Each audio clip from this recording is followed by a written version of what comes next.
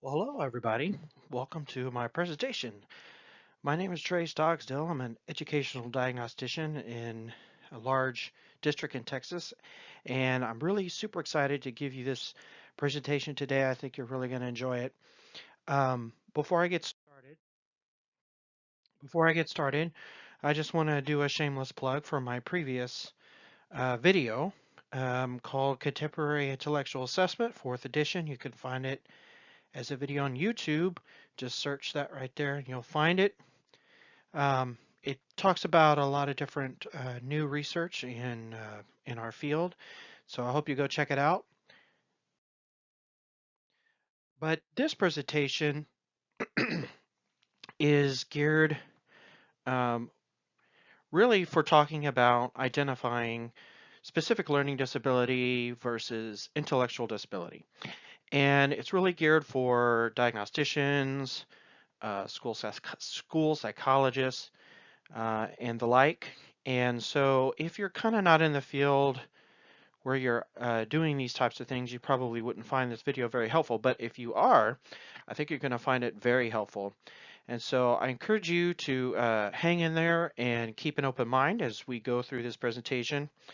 And so basically, you may be asking, what does the title of this presentation mean about excluding the exclusionary? And what I mean by that is we all know that there are exclusionary factors when identifying a specific learning disability, and those are stated in the law, in Texas law. Um, and so what I want us to do is not necessarily exclude as in get rid of them, because we can't, but to think about them in a little different way and also make sure that we're not excluding students from a diagnosis solely on the basis of the presence of one of these exclusionary factors. But you also may be asking, what is inclusionary? Okay. Inclusionary is not a technical term. It's not something you'll find. It's something I made up. Um, as opposed to exclusionary, of course, inclusionary. And what I want to do today is to teach you how to learn to recognize a specific learning disability when you see it and not when you test it. Okay. Um, a lot of times I think we get so caught up in the results of our tests that we forget to look at the child and we forget to see what the child is presenting to us. Um, and sometimes that doesn't match up. And so those cases just get really complicated. So I'd kind of want to help you get through the weeds of all of these distracting things that go along with our uh, with our with our testing and evaluations, so that you can see the child, see what they're presenting, and make a more proper diagnosis, not necessarily based on the score, of a test of whether it's, an 84 versus an 88 or something like that. So here we go. So what this presentation is about, basically what I want you to do is I want you to learn how to develop a working hypothesis that can assist in the identification process of SLD, specific learning disability, GLD, which is what I call general learning difficulty, and those are the kids uh, who don't meet criteria, say for SLD, and they don't meet criteria for intellectual disability. They kind of fall in the middle, and so generally students who exhibit these characteristics would not qualify for special education services, and especially in Texas, um, and also intellectual disability, even before you start testing. Okay, and you'll see. I'll explain this a little bit more a lot more in detail through the presentation. I also want you to learn what the underlying conditions of the SLD condition and ID condition are and how to spot them. Okay. A lot of times we identify SLD or ID by ruling out everything else. And that can really become complicated. And there, of course, you need to rule out certain things. Um, but nobody really talks about what an SLD actually is and what it looks like. And so I think if you know what it is, where it comes from, um, what's going on in the brain to cause these things. Also, I'm talking about intellectual disability as well. If you know what to look for, then you'll know when you see it. You know it's there.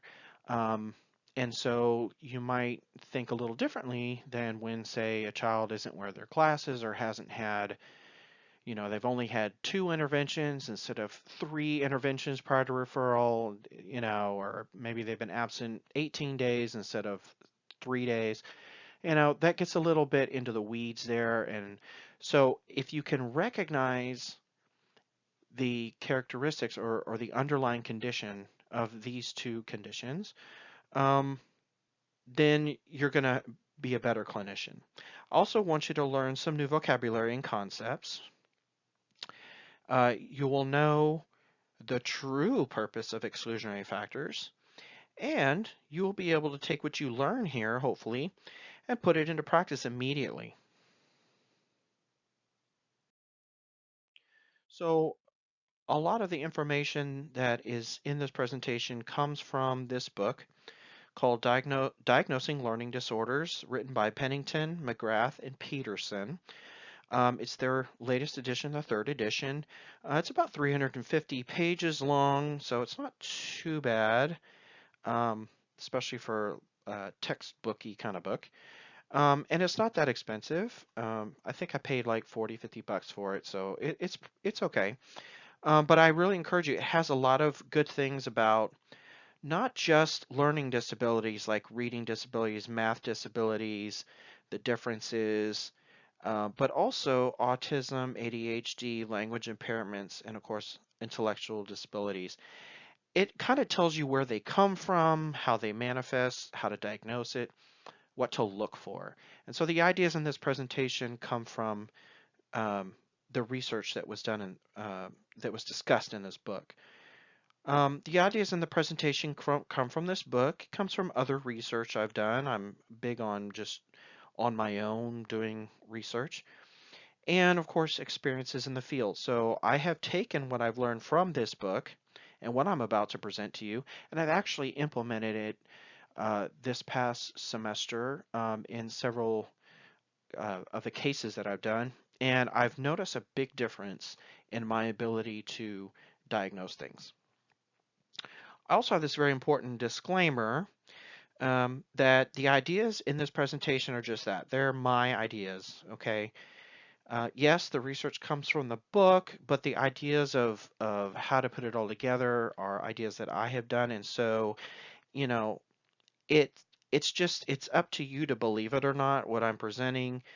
Um, it's up to you to use them or not, or to start a conversation with others about it or not. Obviously, your district has procedures and different things that you need to follow, so you still have to do those things. But this could be another tool that you could use, or another way of thinking, a different perspective, um, coming at a diagnosis at a different angle, that can help you work through all of the difficulties that you might be facing. So, I just want to disclaim that, I don't want to usurp your district's procedures, and I don't certainly disregard any of the research done, say for, through XBAS and, all that stuff. I still use all that, and you'll see that as we go through the presentation. So let's start really briefly about the exclusionary part, okay? So as you know, in state law, federal law, we have these exclusionary factors. This is from the Flanagan model. This is from the legal framework. And as you can see, they kind of go together. This one goes with this one. Um, sensory impairments go with that one. Insufficient instruction, um, can go with this one.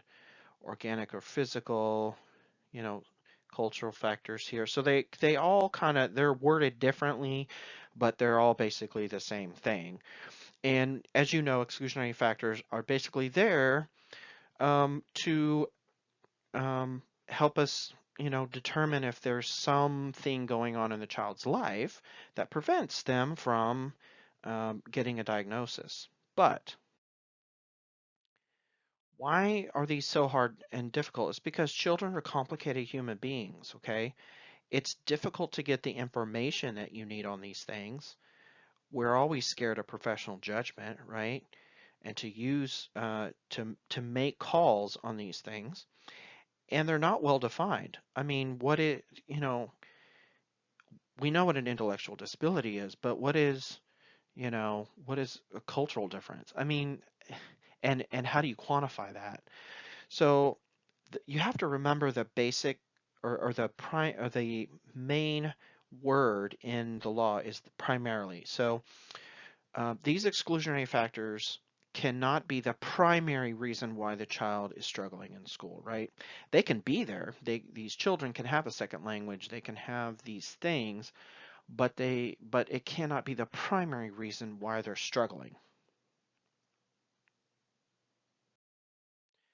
But I also want you to think about exclusionary factors a little differently in the fact that I don't want you to say, okay, well, if a child has ADHD, they're excluded from SLD, or if they have autism, they're excluded from ADHD or LD.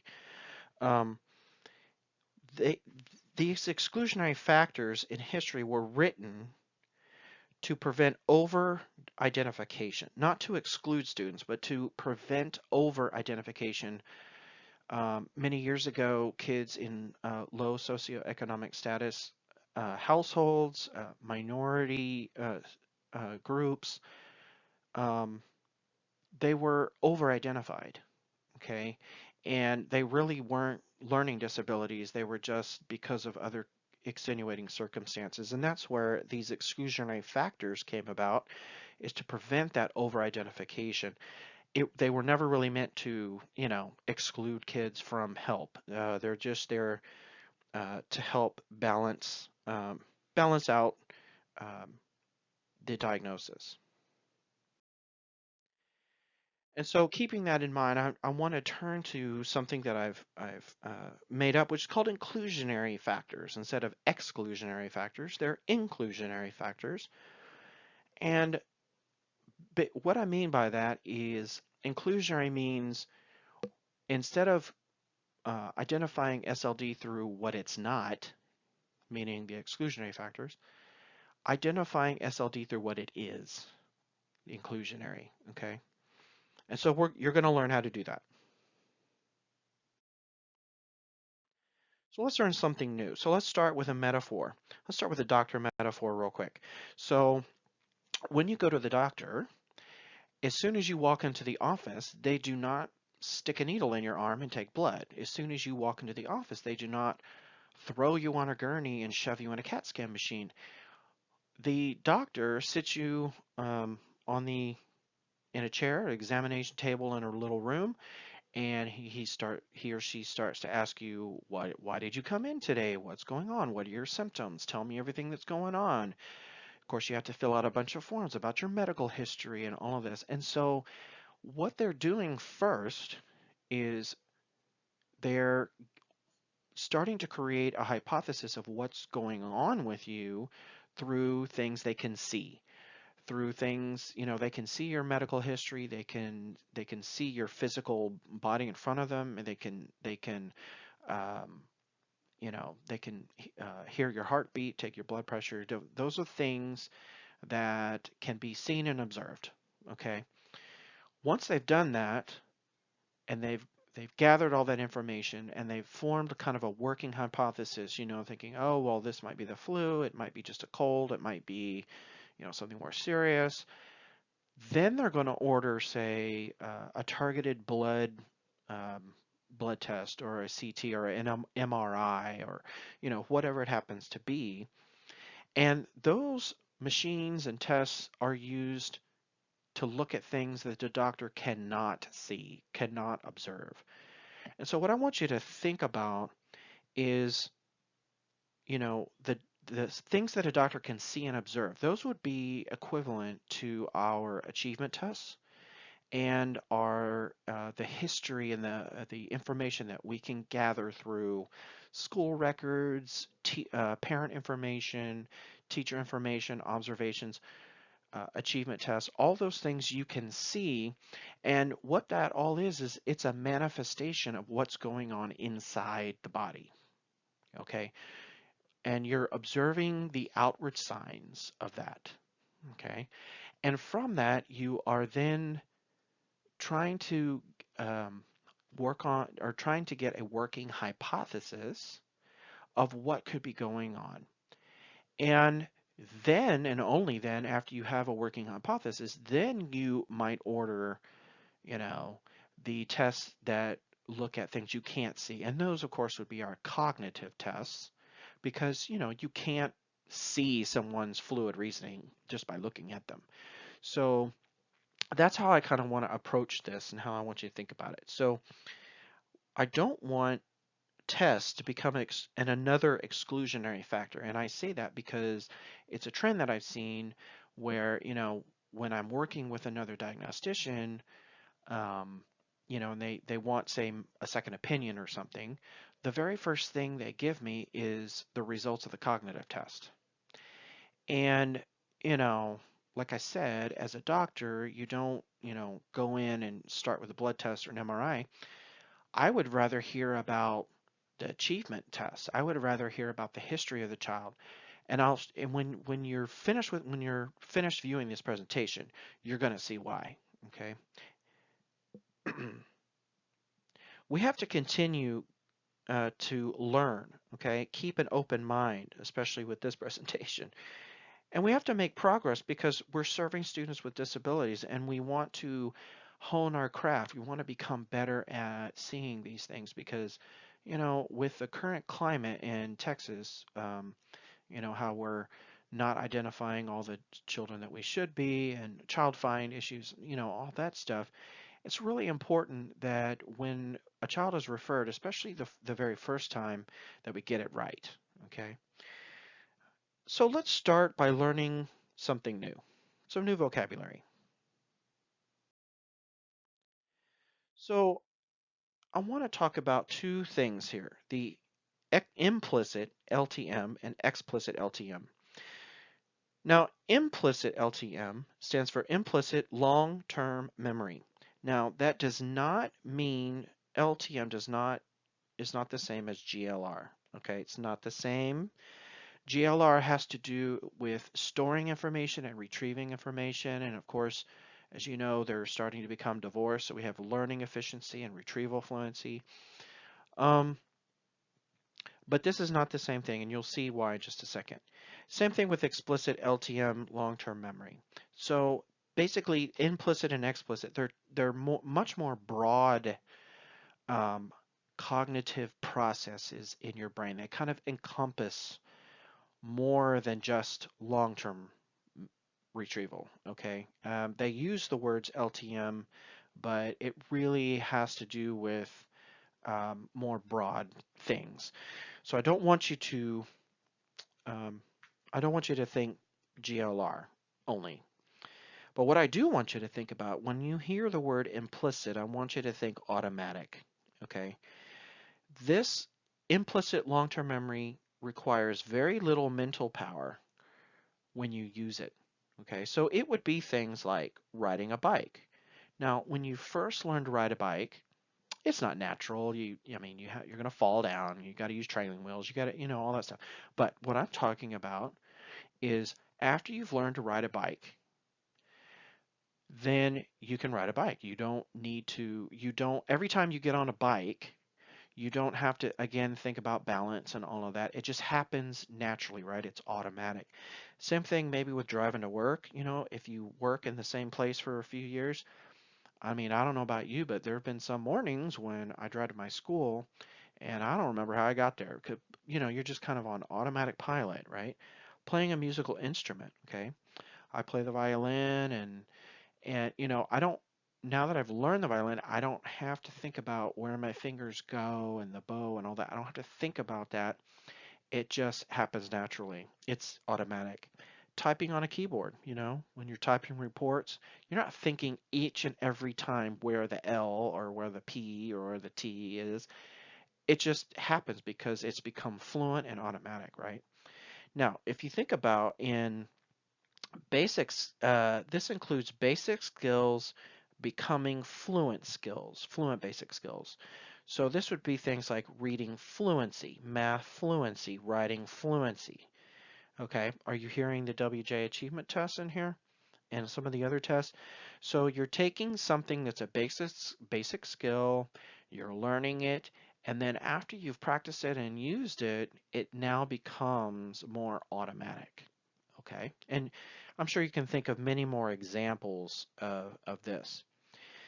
The other kind is explicit LTM, and when I say the word explicit, I want you to think the word concepts, okay? So this is something you have to give a lot of mental power to. It's not something automatic.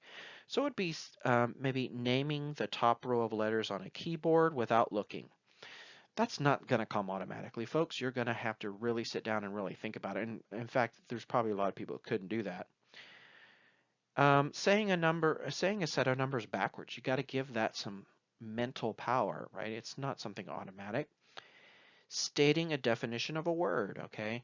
So if I say, what is soap? That you, unless you've said that definition 100 times and it just comes out naturally, it's not automatic yet. You have to give it mental power, right? So you're recalling information, but it takes more thinking. So this involves things that involve skills that involve conceptual thinking, right? So this would be like reading comprehension, math problem solving, writing an essay, drawing a picture, recognizing patterns, knowing that letters represent sounds. These are all concepts that you have to learn in school and give more mental power to them. They're not fluent, okay, like some of these other skills are. Then there's something called basic skills and complex skills. This is a pretty easy idea. So basic skills are things like basic reading, decoding and stuff. Basic math skills would be like, basic calculations, math facts, counting, subitizing, etc. Those basic foundational skills. And basic writing would be letter formation and spelling a word, okay? But more complex skills, you have to take a basic skill and then add some higher level thinking to it. And that would be things like reading comprehension, math problem solving, and then writing essays and poems. Okay, so basic versus complex. And then yes, another one. This one you probably is, not as intuitive. This is heterotypic continuity. So this is to say that the underlying impairment remains the same over time, but how it manifests through time differs based on age and other factors. Okay, so in other words, the underlying impairment, and in this case SLD, maybe GLD and ID, remains the same. Okay, remaining the same meaning from birth and through life. Okay, but it will manifest differently in a child based on their age and other factors. And I'll give you an example here in a minute. So if you learn to recognize the underlying impairment and how it impacts the students at a particular stage of development, it becomes easier to make a better diagnosis at any age. So you could almost recognize ID or SLD in a young child if you really know what to look for. Now I know in school, if they gave you a referral for learning disability like dyslexia, say, and the child was in kindergarten, you would probably flip out. And of course I would too. I'd be like, well, how can I do that? But if you do say get a referral, maybe even first grade is kind of young, but I mean, if you know what to look for back in the child's history, if you know what an SLD looks like at 6 months old and 2 years old and 3 years old. If you know how it manifests, then that would give you some more evidence as to whether it really is LD or whether it's not LD, even at a younger age. Also want to talk comorbidity because comorbidity is something that people forget about, I think. Comorbidity, of course, meaning that two conditions can exist within a human being at the same time. And this book, um, Diagnosing Learning Disorders, talks about comorbidity quite often. In fact, it really stresses how common it is. So here's a little information for you. You don't have to memorize these, but just so you get the idea that, say, a math disability and a reading disability occur together in 30 to 70% of the time. Okay, so 70% of the time, 30 to 70% of the time, a child who has a reading disability can also have a math disability. Math disability and ADHD, 18%. Math disability and language impairment, 1/4 of the time. Only 1 in 3 have pure ADHD without some other condition. ADHD and autism, 1/3 of the time. ID and autism, 1/3 of the time. That's why kids with autism either have low cognitive ability, because autism is a spectrum disorder, right? So what makes it a spectrum disorder is the cognitive ability. So kids with higher IQs with autism, we would say they're higher functioning. Kids with lower cognitive ability, we would say they're lower functioning, right? But also kids with autism spectrum disorder have a hard time focusing, right? But that's because 1/3 of the time they have ADHD too. Autism spectrum and anxiety disorders, wow, 40 to 50%, half the kids with autism have some kind of anxiety going along with it. And that's why you would see maybe some behavioral issues going on in class, right? With that type of stuff. Reading disability and ADHD, 25 to 40%. Okay, some people think that if you have ADHD, well, then you obviously can't have a learning disability. And that's just ridiculous, folks. You can have both at the same time. There's nothing to say that you can't. And that's mainly because a lot of these conditions share cognitive processes. And so if you have a deficit in, say, processing speed, that is a executive functioning, which is a deficit that you would see in ADHD, but it's also a deficit you could see in, say, a reading disability or a math disability. Okay. Reading disability and language impairment, very common. And that's why a lot of kids who start out with, say, articulation issues or language issues, that kind of thing, sometimes then later on develop learning disabilities. Language impairment and SSD is like an articulation, so speech sound disorder, 1/3 of the time. Language impairment and ADHD would be kind of their commonalities, the pragmatic language deficits. And language impairments and ID, very common. So I want you to just realize that comorbidity is common, just kind of that little catchphrase. Now, this was something in the book on page 111. So the traditional learning disabilities in reading, math, and writing all have their origins in earlier speech and language development. Wow. Language issues are commonly comorbid with conditions such as autism, ID, and ADHD. Hence, one can make a strong case that early speech and language development is the key target for early identification and prevention treatment of learning disabilities. Think about that for a minute. And that will go into heterotypic continuity. So when a child is really young, what's the first thing they learn? The first thing they learn is not writing, it's not calculus, it's talking. So if a child has a learning disability, they have it from birth, right? We always tell parents that, right? They have it from birth. So when they're young, that learning disability is going to affect them in some way. And a lot of times it first affects their ability to talk. Okay, so that's why this is saying that language is kind of like the earliest identifier of many of these conditions.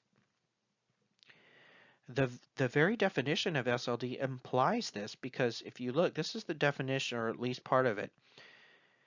SLD is a disorder in one or more of the basic psychological processes involved in understanding using language that is spoken or written. So SLD is a language-based disability. Okay, it's very important to kind of understand language. So I know you're not a speech pathologist, but it might help if we talk about early language. So let's see where it all starts. Okay, so human brains are pre-wired to speak, not to read and write. You have to be taught how to read, you have to be taught how to write, but you do not have to be taught how to speak. Okay, your brain is wired for it. Now, language starts in the womb. Okay, so a baby can discern its mother's cry from other mothers. Okay, and maybe even their father's voice and stuff like that. Babies first learn pre-linguistic semantics. Now, what is that? When a child is very young and they're first born and their eyesight clears up and they're able to see, the first thing they learn is that there's things around them, right? They see that bottle, they see the human face in front of them. Now they don't know what it's called, but they know that there are things out there. Okay, so that's the first thing they learn. The second thing they start to learn is nonverbal communication. So then they start. This is through like crying, smiling, laughing, all of these faces, that are really cute and they learn that because there's someone in front of them doing these things, and they're just kind of imitating what they're seeing, and it's a form of communication. Babies want to communicate, right? They want to learn how to talk and communicate. And so that's the first thing that they start to do. The next thing is they start to coo. So those are the vowel sounds, ooh, ah, oh. And they learn that because they can actually see that on your face. They can see how you're positioning your mouth to form that vowel, okay? And so they imitate that and they practice it until they get it right. Okay, it's trial and error. And then once they get it right, once they can hear that they're making the same sound you are as their mommy or daddy, then they continue that and it becomes more automatic. Okay, kind of like riding a bike. You start by trial and error riding a bike, falling off, getting on, all that stuff, but it becomes more and more automatic the more you do it.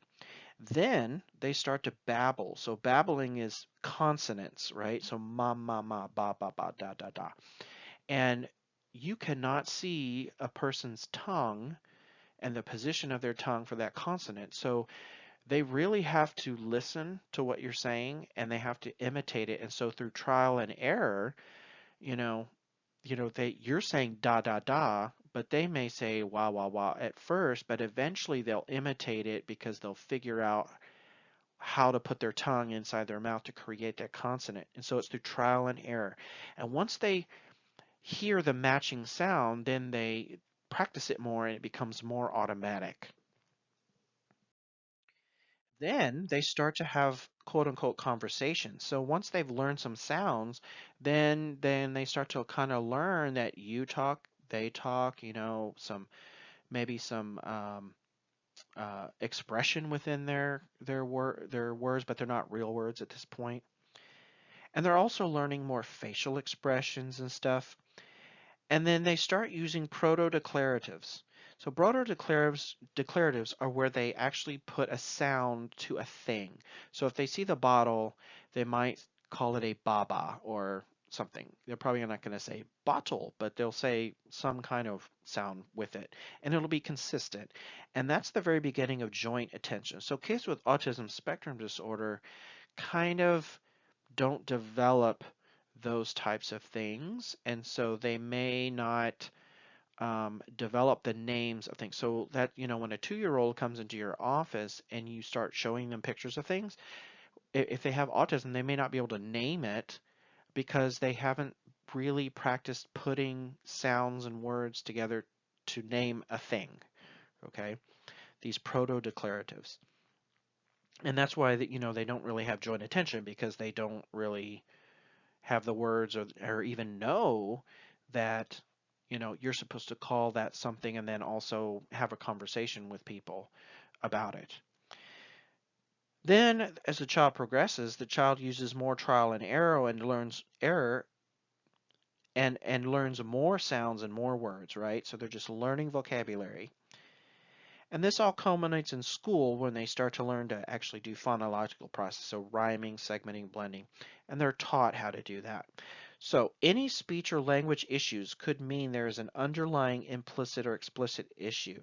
So if a child is not babbling, not cooing, or at least delayed in that, or they're not putting words to things, um, or their nonverbal communication is not very good, that is an early sign that there's, not only just a speech impairment, but remember comorbidity, you could also have other things going on. Okay.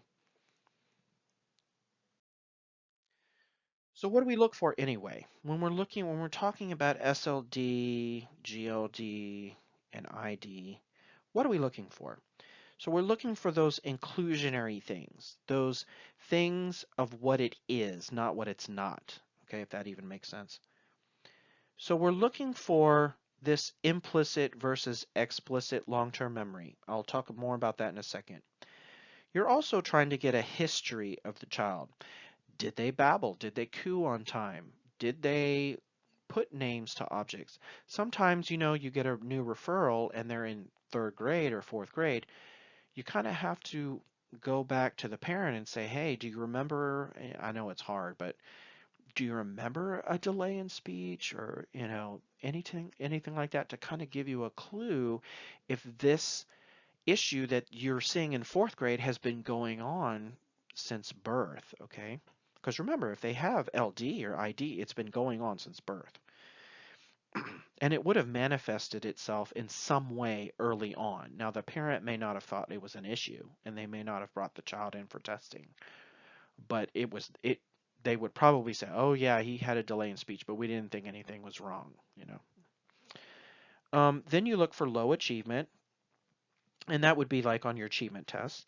And then you kind of think about, is it unexpected, which we know about. And then we look for the basic versus complex issues, and I'll talk more about all this stuff. So let's really hone in on implicit versus explicit. What really is the difference when we're talking about LD, ID? So students with an underlying learning disability will have difficulty making basic skills automatic. Okay, in other words, going from explicit to implicit. So if a child has a specific learning disability, they have it from birth, right? What's happening is they, like I said, when you're like, say, learning to ride a bike or learning how to talk or you're learning some new skill in your life, when you're doing that, it's explicit first. You've got to put in some mental effort to learn it, imitating or, um, trial and error, or you've got to learn the concept of that thing, right? Then, after you've done it for a while, it becomes automatic. Okay, it becomes more fluent. And so kids with a learning disability never really get it from explicit to implicit, from the concept to the automatic. And, you know, that can kind of manifest itself in different ways at different ages, depending on what they're learning at that time. Okay, so like a kindergartner, what do they have to know automatically? Well, they have to know their letters and sounds. They have to start getting that automatically, right? But a fourth grader, what do they have to know? Well, they have to know, um, division, the process of division, long-term division, or, um, maybe some science vocabulary, that kind of stuff. So they're learning different things than a kindergarten would. And so but the whole underlying issue is that they're not making it implicit and automatic. Okay. Now, students with an underlying intellectual disability will have deficits in explicit LTM. So, in other words, they never really learn the concepts to begin with. So here's the difference. A student with a learning disability understands the concepts.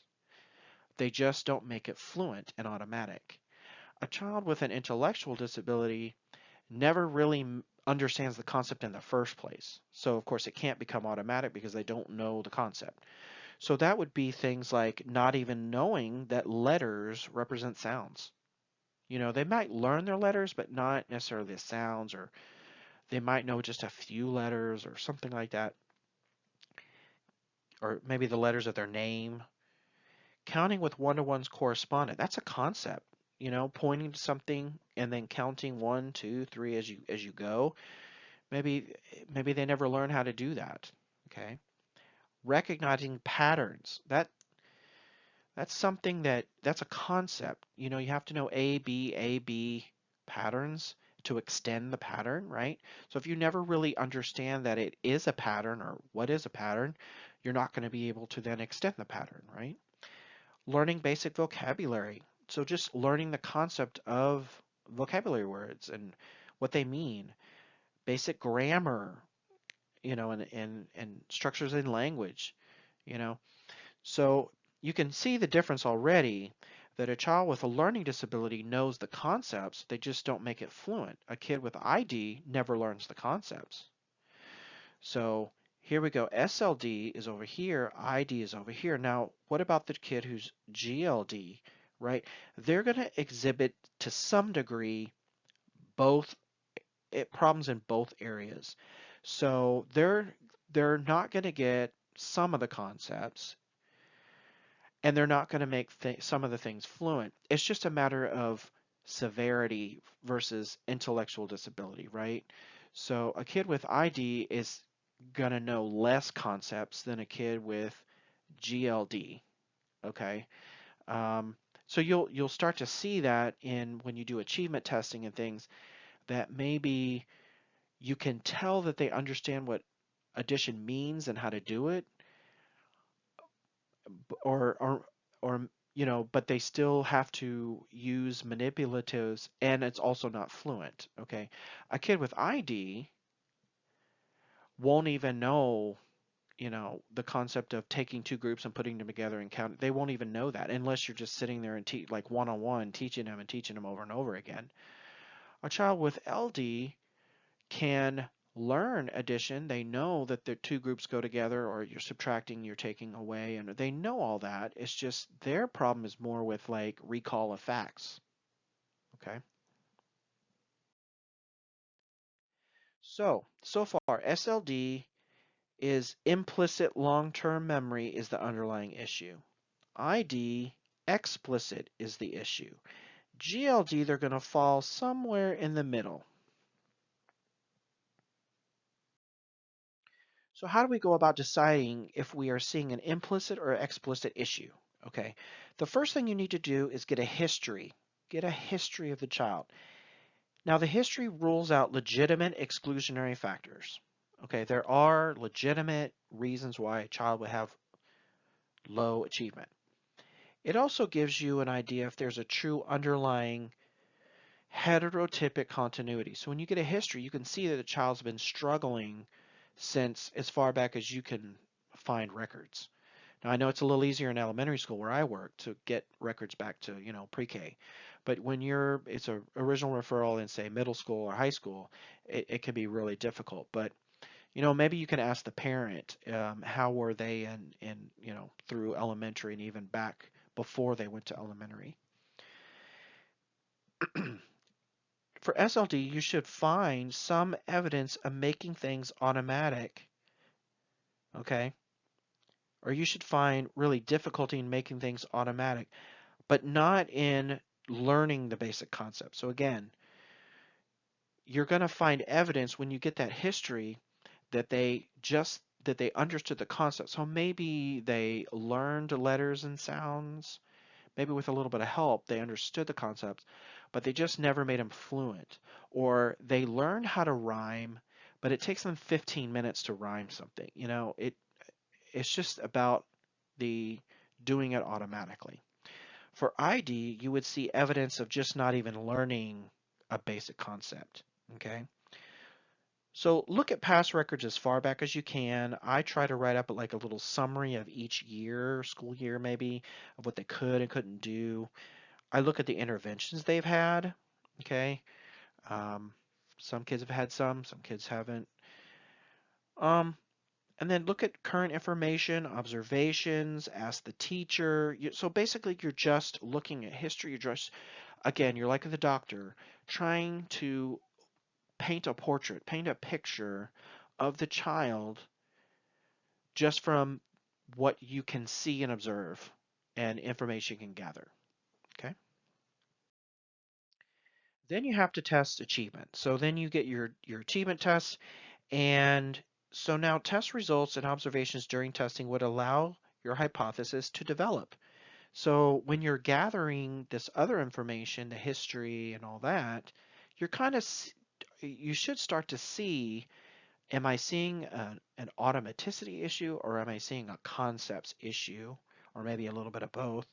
So you're starting to form your hypothesis. So for implicit LTM problems, you might see a student who can perform basic math calculations but not fluently.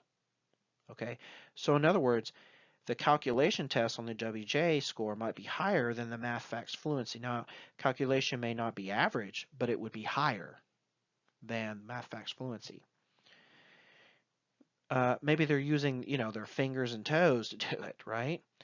But they understand the concept of addition and subtraction. And you would be able to tell. Students with implicit LTM problems may learn their letters and letter sounds or even some high frequency words with help, but they can not apply those in like decoding or reading fluently. But students with explicit LTM issues will demonstrate significant difficulty in even learning basic concepts. They will not even remember that letters are used to represent certain sounds. They won't understand the concept of letter-sound correspondence or the concept of two groups being put together for addition. Keep in mind that a higher IQ can compensate for some of these fluency deficits. So a child with a 93 IQ, deficits for them are going to be lower. A child with a higher IQ, like 105, deficits for them are going to be not in the 70s, but maybe in the, you know, like the mid 80s or something. So just keep that in mind too. Next, we talk about unexpectedness. So the question is unexpected to compare to what? Okay. If you're using the DDC model, which I use in XBAS, that's pretty much taken care of for you. That triangle at the end kind of gives you whether things are unexpected or not. Okay. But the overall thing I want you to think about is that a typical student will learn at the same rate as most other students compared to his age or grade. If they're not doing that, that's kind of unexpected. All right. If they've had a lot of interventions and they're not responding well to those, that's unexpected. Okay. Regardless of the little triangle at the end of the XPAS program. If you're finding evidence of explicit or implicit LTM issues, then it could change how you think about an exclusionary factor. It could also make you think about possible comorbid conditions, but remember heterotypic continuity. So what that means is if you're finding evidence of, say, the implicit or explicit issue, okay, and the child missed so many days of school for a couple of years in a row, well, to me, can you really say that the issue, that the primary issue is attendance? Or if you see the explicit and implicit issue, if it really just were attendance, you wouldn't even see the implicit or explicit issue. You know what I mean? They would be responding to interventions. So that's why I say I want us to look at exclusionary factors, but you know, again, you have to see the underlying condition. And if you see the underlying conditions through all the information that you're gathering, then whether the child missed 10 days or 20 days really doesn't matter. Okay. Again, exclusionary factors are not well defined in law, and you know, there is research out there, and I've done some research on exclusionary factors and how much is too much absences and that kind of thing. But again, if you see the underlying condition is there, then it's there, okay? Regardless of some of these other things. So, through heterotypical continuity, the underlying condition is there. It just manifests differently according to age. Again, you're going to see these issues pop up, and they're going to pop up and influence the child's learning for that age compared to what everybody else at that age is learning. And if you're seeing that, then it really doesn't matter if the child moved 3 times in 2 years. It really doesn't matter if the child missed that many days. It doesn't matter if the child necessarily has exposure to a second language, okay? Although we have the CLIM for that, it can help us with that. But again, if you're seeing the underlying condition, it's there, and you can't ignore it. And also don't forget comorbidity, okay?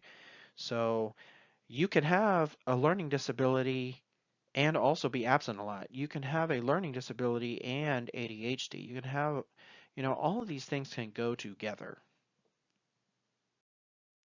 So then there's basic versus complex. So again, basic are like things, basic reading, basic fluency. Those are the basic reading things, basic math calculations, basic writing, like spelling, writing a sentence. Okay, complex would be reading comp, written expression, as in like writing an essay, that kind of thing, and math problem solving.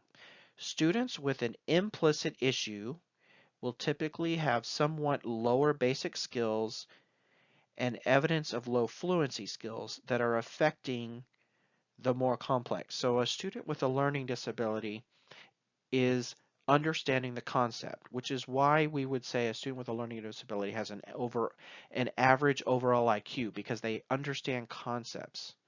Okay, and if you understand concepts, which is knowledge and vocabulary and all of that, GF and GC, if you have those intact, then you probably have an overall average cognitive ability, right? But they're just not making them fluent. And so, yes, their basic skills might be low, like basic reading might be low, and their fluency might be low, but the complex skill scores are going to be even lower because they haven't made it fluent, and therefore the complex skill is just out the window, right? Students with explicit issues, meaning ID, have very low basic and fluency skills and even lower complex. So they don't just have a 79 in basic reading, they have a 62 in basic reading. I mean, it's even lower because they don't even understand the concept. Okay. Students with isolated complex skill issues. So you've seen the kids with profiles like their basic reading is a 95, their reading fluency is a 91, but their reading comprehension is a 75. Okay. What that's telling you is that they have the basic concept, right? They understand decoding, they understand how to read, okay? But their comprehension is just not good. So what is interfering with that is it could be, you have to think about this, and of course gather all your information, but it could be some other condition, like maybe it's attention or, attention and focus, like ADHD, autism, or some other condition that is hindering, could be a language impairment that's hindering their ability to comprehend what they're reading. Okay, not necessarily a specific learning disability, although it could be, but you just have to, that's a little unusual for a kid with a true learning disability to not have a deficit in the basic stuff, okay, and only have a problem in the complex things. If you have a kid who's really good with calculation and mathematics fluency, and those are really high, but has a problem with math problem solving, well, that doesn't go along that, the implicity part is going to be the math facts fluency score is going to be low because they're not making their math facts fluent, right?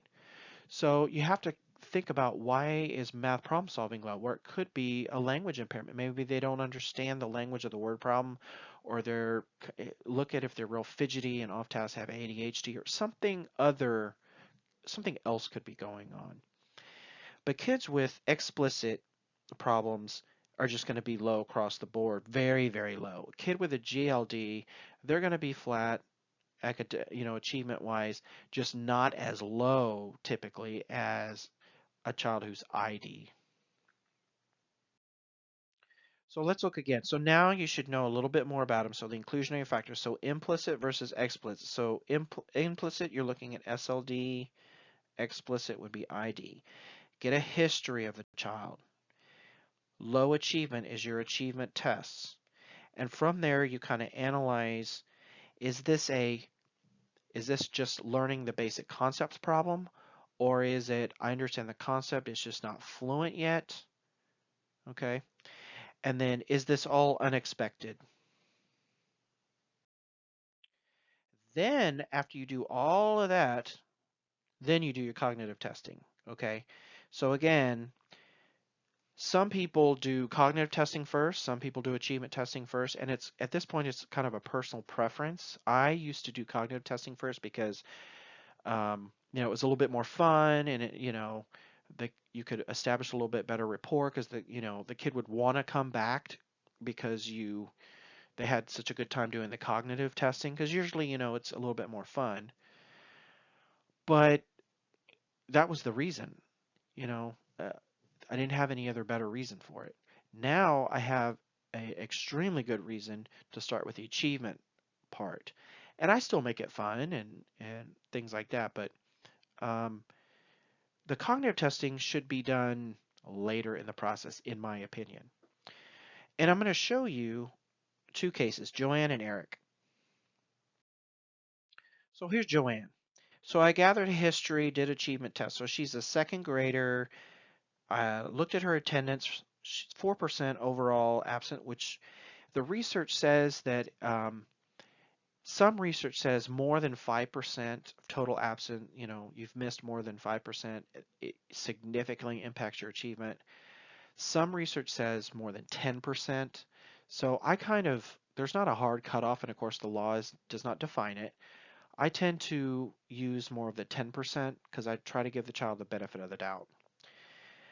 Only English is her only language. She wears glasses, so that's not an issue. She doesn't have any outside diagnoses. The father told me that he has dyslexia, so there's a genetic component. Now, when I'm looking at the report cards, I noticed that in pre-K, she was struggling a little bit. In kindergarten, she was kind of struggling with the reading process, okay? She learned her letters and sounds and recognized them with help, but she understood the concept, so she learned them.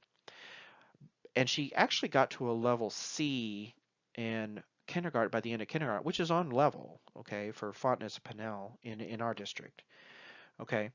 So she was actually, that tells me that she's learning the concept of reading and that kind of thing. But then she never really made it fluent. So as she was trying to go to the next, level D, E, F, and so on, what she learned from the basic part never really became fluent. And so her reading level, now that she's in second grade, is still on a D. So she only went from a C to a D from being in kindergarten to being in second grade. That's not good. Okay. Um, Now she is doing pretty well in math, or at least she was. Now she's starting to struggle with the more complex skills because when I notice her math facts, she actually did really well with the math facts, but she used her fingers and toes and things like tally marks and things. So she knows the concept of it, but she couldn't. When I tested her math fact fluency, subtraction, addition, it was low. She just didn't make it fluent. Okay. She's had a lot of interventions, which she really hasn't responded well to, so that's kind of unexpected. Her teachers have described her as a good student and all of that. Some slight unfocusing issues, but typically only in certain areas where she's, struggling. She has typical social skills, self-help skills. So social skills, folks, is a concept. Self-help skills is a concept. So if you're learning those concepts, then I can see that you're having that explicit um, long-term memory. So then I gave her the Y at 3, and she got basic reading 77, which is not great. Her fluency was even lower, 69, but that's because she can't read very well. Her written expression was an 80, like spelling was a 74, and sentence composition 83. Math was a little higher, so 86. Of course, math fluency was a 78, but her numerical operations was a 101. So you're seeing strengths and weaknesses there, right? Are you noticing that she's got some concepts, but those concepts aren't becoming fluent enough to then be able to do the more complex issues? Okay, and I noticed that that was just a personal observation that I was making during the achievement testing. She could write a sentence or she could do a math calculation. It just took forever. Okay. And so what do I know so far about Joanne? There's a family history of dyslexia. I know there's no obvious exclusionary factors except maybe a little bit of attention. I know there's low achievement and little positive response to intervention. I know that difficulty in her ability to make skills fluent is impacting her ability to perform complex skills. She does not appear to have explicit issues. Again, she understands the concept. All of this is unexpected to compare to her age and grade. She's not responded well to interventions. There doesn't seem to be any other reason why she's struggling in school. And so when I did her cognitive testing, I gave her the WIS 5. And this is what she got: VCI 84, Fluent Reasoning 88, Visual Spatial 111, Working Memory 79, Process Speed 98, FSIQ 89. Her GA was an 86. I gave her some WJ oral language things. And GLR was a 99. I used the WJ GLR composite. And then, of course, I use XPath. Now, I could see that she had a deficit in working memory and a weakness in GA. And I didn't put the score on there, but her rapid automatic naming, when it came to letters, um, I gave her a test of that. It was slow. So it's not fluent. She knows the letters, but it's not fluent. That's what rapid automatic naming is all about. Okay. The main problem I was having was GC. So similarities, if you know the WISC, was a 4. Vocabulary was a 10. So I have a 4 and a 10. That's the same narrow ability of lexical knowledge, right? And those are not cohesive, as you can see. I also gave information, which gave me a 5. So if I called GC a deficit at this point, that deficit in GC and also deficit in working memory and a deficit in GA did not give me an overall average ability. So she would D and Q. She would be a GLD student, right? But I thought, you know what? Everything else, the portrait that I painted of her was screaming SLD. The fluency wasn't there. She had the basic concepts. Okay. Her history told me that the heterotypic continuity that she's been struggling all along. Now, I didn't get information from the mom about early speech, which I probably could have, but I didn't think I needed. I think I had enough evidence. Um, but I could have asked, did she babble on time? Were there any signs at all early on? Um, and the like. So my problem really was GC. So do I use the 4 and the 5? Because they're two different narrow abilities and they're cohesive. If I did, she didn't have, that was all a deficit and she wouldn't qualify. However, what I know of her is it matching up with the cognitive testing I'm getting?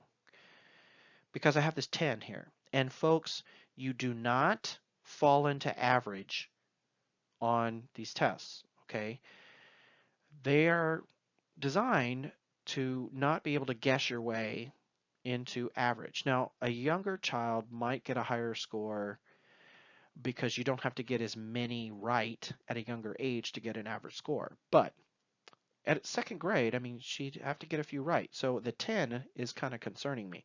Plus, everything else I know about her, I'm not seeing GLD. I'm not seeing explicit issues and implicit issues. I'm really just seeing that she just can't make things automatic. So I gave her another test called comprehension, which is on the WISC. She got an 11, which is in this same neuroability. So now I have a 4 and a 5 and a 10 and an 11. That's weird. Now, I have to decide now. In my XBAS, I have to decide strength or weakness, right? And you've all sat there and done this before. So these, when I put them in the XBA, the CHC tab, it gave me um, two different um, XBAS composites, right? A 4 and the 5 went together, and the 10 and 11 went together. So what I did was I had to decide what I was going to use. And I decided ultimately to use the 10 and the 11 instead of the 4 and the 5. And let me tell you why. First of all, you don't fall into average. Okay. Second of all, this, when I went back, this has, if you think about it, similarities has some complex issues with it, right? You're taking two words and you're trying to figure out the similarity between it, right? And one observation that I noted was that she shut down really quickly on this test. She really didn't put a lot of effort into it because I don't think, the first couple ones she kind of got, but then, she just wasn't very unsure. And this is also something the teacher noticed, that is one of her mechanisms that she does in school is as soon as she feels like she's not successful on something, she just shuts down. She just stops working. And so I think that's was an observation I wrote on this one. So I'm really not counting the 4 as a 4. The vocabulary, kind of the same. Not vocabulary, I'm sorry, information. Now the information, if you know the WISC, is kind of the one of the last tests that you give. And by then I think she was tired. I probably shouldn't have done all of that in one sitting. But time constraints and all of that. And I know I did write down in the protocol that she just didn't seem to put a lot of effort. She was kind of asking, when am I going to leave? Can I have a piece of candy? That kind of thing. So I'm not sure this is really that. And so I got these two. So I decided to use the 10 and 11 and give her a strength in GC. And so she qualified. Okay. So that's just one instance where me knowing the underlying condition, me recognizing that the LD was there, and then it contradicted what I had in front of me as far as cognitive testing. It helped me make that decision, okay? And it gave me evidence that I should pick that 10 and 11 because I'm seeing the LD there, okay? And I'm not seeing ID and I wasn't seeing GLD. And again, I wasn't seeing GLD because she understood the concepts. If you remember the Wyatt score, she understood the calculation was a 101, okay? Um, and she could write sentences on the sentence combining test. She understood that, which is kind of hard actually, the sentence combining on the Y3, and she understood it. It just took her forever to do it. Okay, now let's look at Eric. Eric is a reeval. He was originally tested in first grade, and now he's in fourth grade. This is his 3-year reevaluation. And when he was originally tested, he was diagnosed with SLD. He was tested as a 3-year-old, but DNQ'd. Keep that in the back of your mind. In 2017, he exhibited a deficit in GF, GA, and GLR, and his full scale was a 94. Okay. And keep in mind, this GF was a deficit. He exhibited a deficit in math problem solving, math calculation, basic reading, reading fluency, and written expression. This was all in first grade. Now, his history in pre-K and kinder indicated significant difficulty in learning letters, letter sounds, and high-frequency words. In fact, by the end, now he received help throughout the entire year. And even with that help, by the end of the year, he only knew 7 out of the required 31 high frequency words for kindergarten. Okay, that's not good.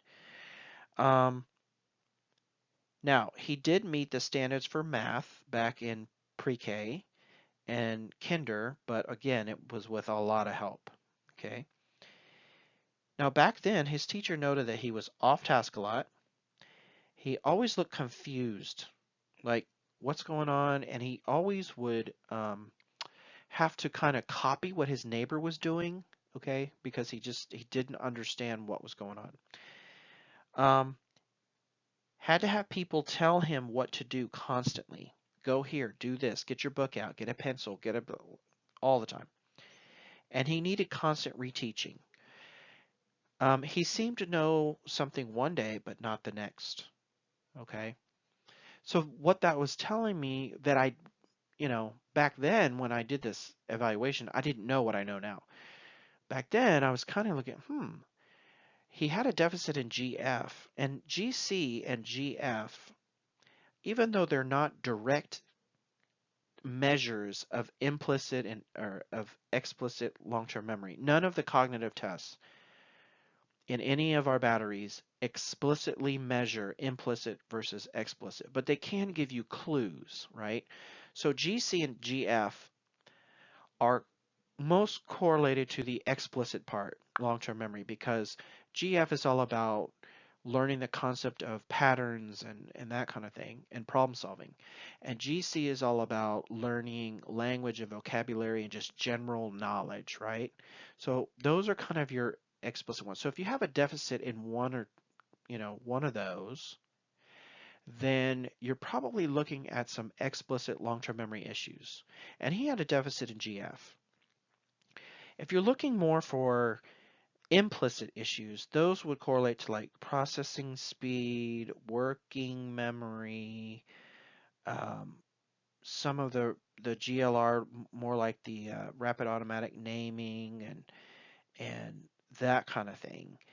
The fluency part, retrieval fluency. GC, GF, GA, GV, those are kind of concept based. So like for GA, you got to know the concept of letters, a letter sound, letter correspondence, the concept of rhyming, the concept of blending, okay?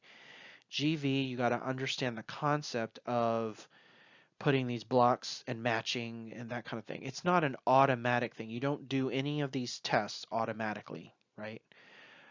You got to put in a lot of mental effort, but processing speed is pretty automatic. Working memory, you do have to put some explicit stuff in there, but it could probably fit in both categories, which again, I'm saying that none of these tests are direct, um, direct measures of explicit or implicit. They just kind of give you clues, okay? So working memory could probably go in both. GLR, again, you know, rapid automatic naming is more like, fluency, recalling, letter names or picture, um, words for pictures you see and all that. This is kind of more of a fluency. So I would expect a kid with a learning disability to kind of have something, a deficit in something around there. But if you've got deficits in these two things, that's probably why, when in the XBAS, if you have a GC deficit and a GF deficit, and maybe like a deficit in, say, GLR or something, you're probably not going to have an overall average cognitive ability, depending on your age, just because you don't have the explicit thing going for you. So even at an early age, he had a GF deficit, and he looked really confused, didn't know one thing from one day to the next. So he really wasn't learning those concepts. Now, looking at him now, I'm doing his evaluation. I haven't even really finished it at this point. He's now undergoing a 3-year reevaluation. He attained an FSIQ of now on the WIS, same test I gave him before. Now it's a 71. So it went from a 94 to a 71. That's kind of a big jump. He has a deficit now in GC and GF, GV, again, those are concepts, working memory, kind of a little bit of both, processing speed, GLR, and G. So he has kind of a deficit in just about everything. When I gave him the WJ achievement, basic reading was low, reading fluency low, reading comp low, math calculation was even low, so not even understanding the concept of calculation. Written expression low. He has significant adaptive behavior deficits from both teacher and parent. Okay, I gave the ABAS. And the observations that I did clearly indicate he's still having difficulty learning concepts. He has a lot of resource class in reading, writing, math, like a lot. Okay, he is still reading on a kindergarten level, folks. He's a 4th grader. He's having difficulty with basic addition and subtraction still, and difficulty with science and social studies. He's also being tested for ADHD because, like, they thought maybe he could be because of the unfocused part, and also speech impairment. He is not going to qualify for ADHD because when they did the rating scales, it didn't come back elevated. He's not hyper. He's not, none of that. He is distracted, but again, you can be, because right now I'm thinking ID, right? You can be ID and also have ADHD. Remember comorbidity. You can have these things. You can also have a speech impairment and ID, okay? Um, and the speech pathologist said that he will qualify with pragmatic language and also expressive language. So he is having issues with concepts, okay? Now, when I looked at him before, back in 1st grade, I noticed that he had problems with concepts, So now I'm looking at ID now. Did I see these earlier? Heterotypic continuity. Now, I could not identify him with ID with a 94 IQ on a WIS back in 1st grade. Okay, that's just not possible in our current definition of ID and all of that. And that's fine. I understand that. And he had some higher scores, but again, when you're in 1st grade, you don't have to get a whole lot right to get an average score on these tests. And, you know, should I have given a different test? I don't know. Um, at least I didn't DNQ him when he was in 1st grade, that kind of thing. But now these things have not improved. And so through heterotypic continuity, I mean, if he's ID, he's very mild ID, right? At 71 IQ is just like right on that border. I mean, in fact, it's not even like it's not a 70 below. I'd have to use that standard error measure on the WIS to even qualify him, right? But now he's immature. I can see the immaturity in him. Socially, it's very awkward with friends, that kind of thing. Now, we had considered autism, um, but he didn't have any of the repetitive movements or stereotypical things. He just kind of, when he talks to you, you kind of hear a kindergarten voice in him. The level of vocabulary and understanding of the world around him, right? So, he only knew 7 high frequency words in kindergarten, and he had a deficit. I think that's wrong. It had a deficit in GF a long time ago as well. So, you know, this is all telling me that there were signs of ID even back in 1st grade. So I'm more confident.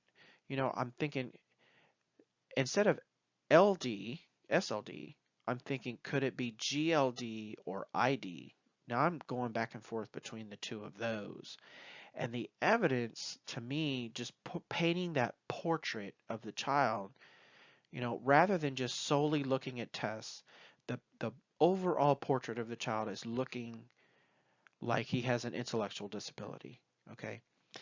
Um, Again, all of his teachers have described him as very immature for his age, especially socially.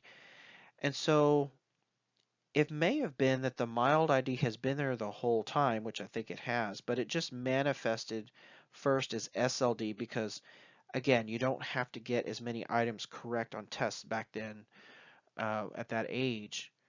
And so you may have run into this where they qualify for LD at a very young age, but then later on you realize that they're just not making progress and the gap is just getting wider and wider and wider. And so kids with mild intellectual disability often have this type of thing happen to them. Had it been a more profound intellectual disability, I probably would have caught it much earlier. Um, and some people, some diagnosticians, some districts, he was already identified LD, so they fight and fight and fight to just continue the LD identification eligibility. And I'm switching him over from LD now to ID because I think that's the correct diagnosis. And I think, if he has that eligibility, that can, as he grows older, of course, as you know, that can open you up to services, and things like that. So, um, yeah, so that's why I think it's important to find out the underlying condition. So, some final thoughts. Start with testing achievement and getting a history, right? Prior to cognitive testing. Paint a portrait of the student.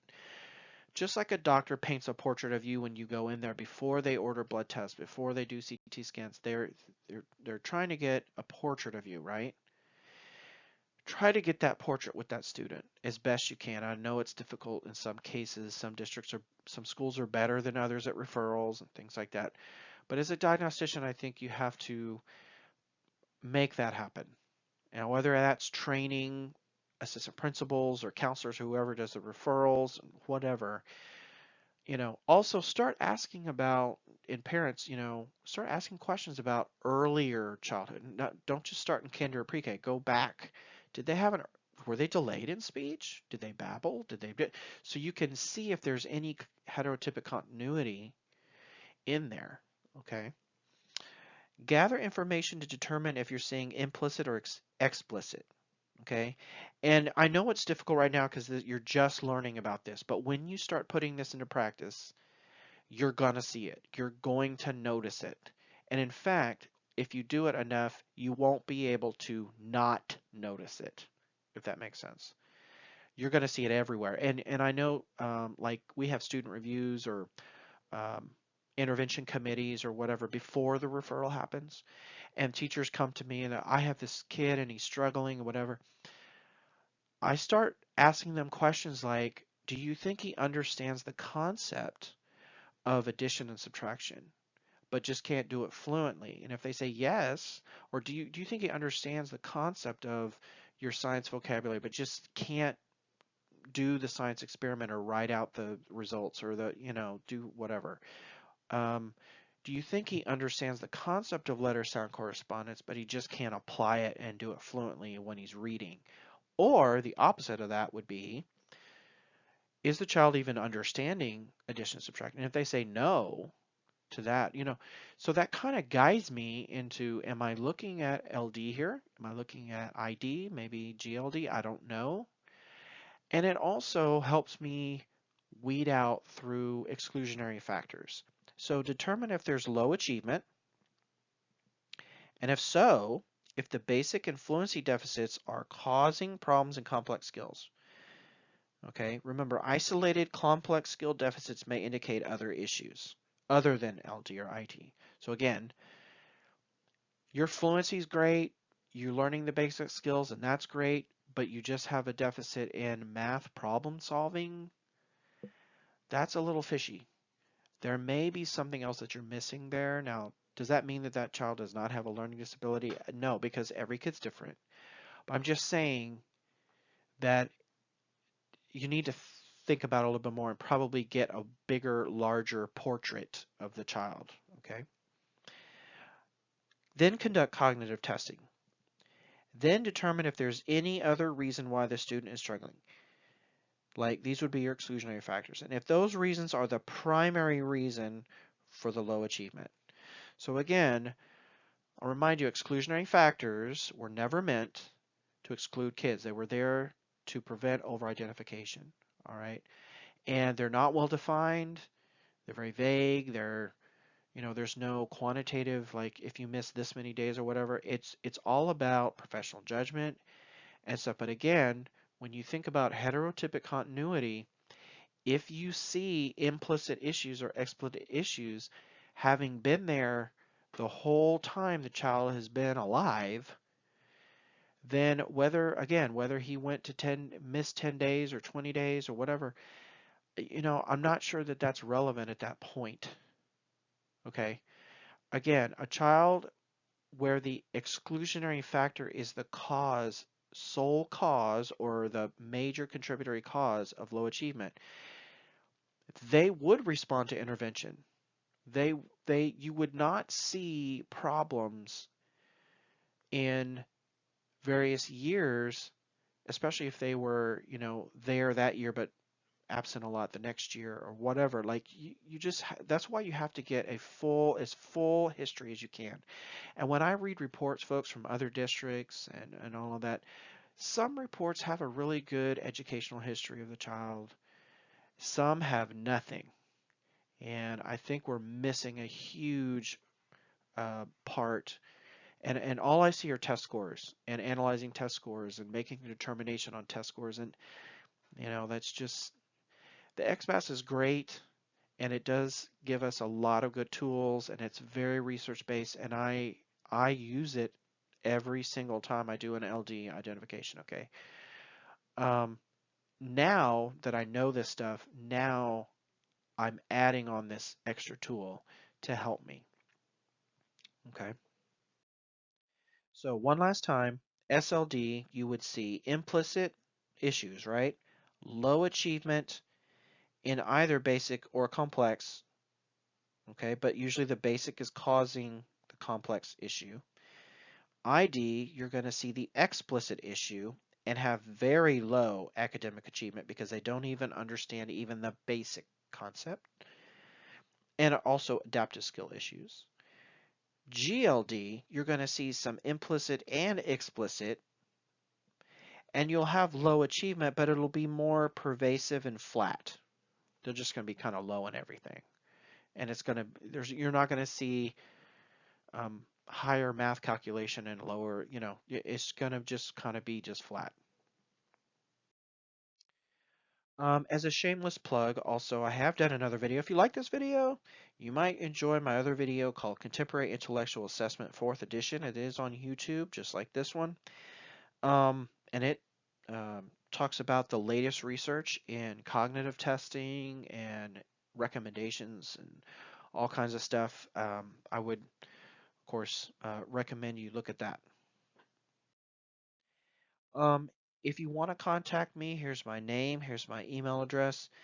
Um, Keeping it professional and all of that, but I'm always open to have a conversation with people, talk to them about this if you disagree with it, or if you learn something new and you want to add this or whatever, add to this. If you have a suggestion of something else that I could do for you, if you have a specific topic that I could research for you and then put up a video or something like that, I'd be more than happy to do that. Just let me know. Um, but again, I really appreciate you taking the time. I know this video is kind of long, but I think this might help you get through these evaluations with a little different perspective. And so I appreciate you being here, and I hope you enjoyed it. Have a great year.